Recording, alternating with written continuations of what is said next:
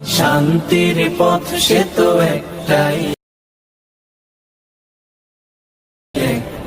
সে পথে ইসলামায় ছুটে আয়।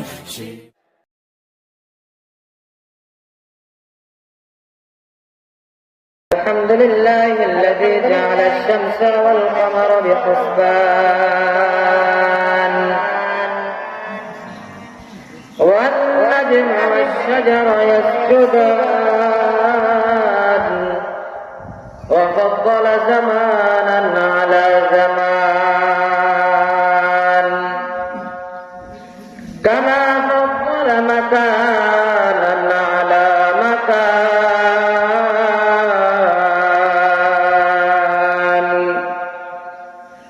وإنسانا على إنسان ونشهد أن لا إله إلا الله وحده لا شريك له ونشهد أن سيدنا وسندنا وحبيبنا وحبيب ربنا ومولانا محمدا عبده ورسوله صلى الله تعالى عليه وآله وأصحابه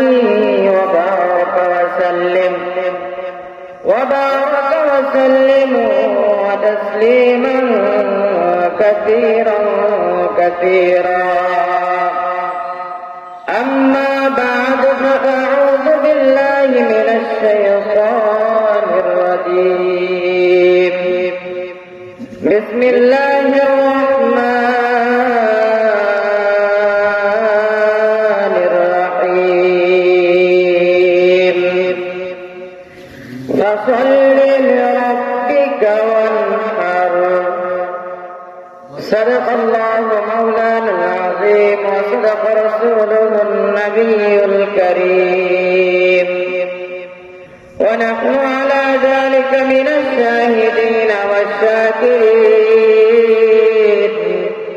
والحمد لله رب العالمين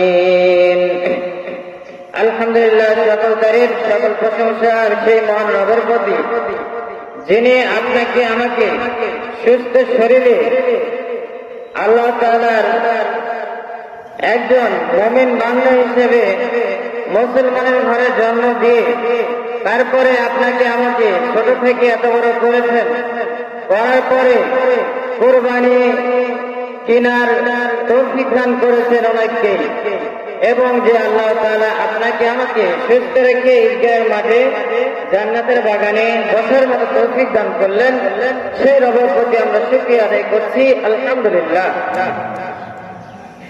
দেখেন, আজকে ঈদুল আজহার নামাজের সময় অনেক সময় মানুষ অনেক চিন্তা ভাবনা করেছিল নামাজের আগে যে ঈদের ময়দানে যাব, আনন্দ হবে, কুরবানি জবাই করব। কিন্তু আপনি আমার মতো কত মানুষ এখনো জয়পুরহাট, বগুড়া, ঢাকা, রাজশাহী চারিদিকে আছেন, মেডিকেলে মানুষ ভর্তি হয়ে আছে, কান্নাকাটি কোনো শেষ নেই, তাদের মধ্যে কোনো আনন্দ উৎসব নেই, যার মধ্যে থেকে আল্লাহ পাক আপনাকে আমাকে বাছাইকৃত করে এই ঈদগাহ ময়দানে আসার মতো তৌফিক দান করলেন। এই জন্য আল্লাহ তাআলার এটাও একটা নিয়ামত, এই নিয়ামত ভক্ষণ করার পর আমরা শুকরিয়া আদায় করি আলহামদুলিল্লাহ। আল্লাহ তাআলা বলেন, আমার নিয়ামত যে ভক্ষণ করলো, করার পরে আমার নিয়ামতের শুকরিয়া আদায় করলো, আমি আল্লাহ তাআলা তাকে আরো বরকতটা বেশি করে দিয়ে দিই।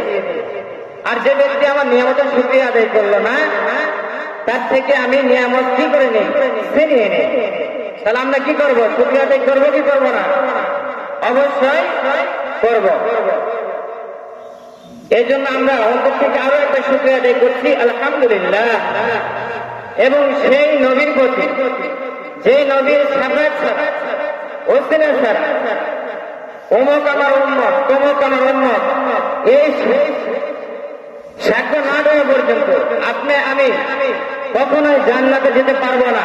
জান্নাতে দূরের কথা, ফুলসিরাত পার হতে পারবো না। সেই নবীর প্রতি আমরা ছোট্ট করে দরুদ শরীফ পড়ি সাল্লাল্লাহু আলাইহি ওয়াসাল্লাম। তো আপনারা সকলেই আমি ওখানে উপস্থিত সকলের একটা উদ্দেশ্য কি ঈদের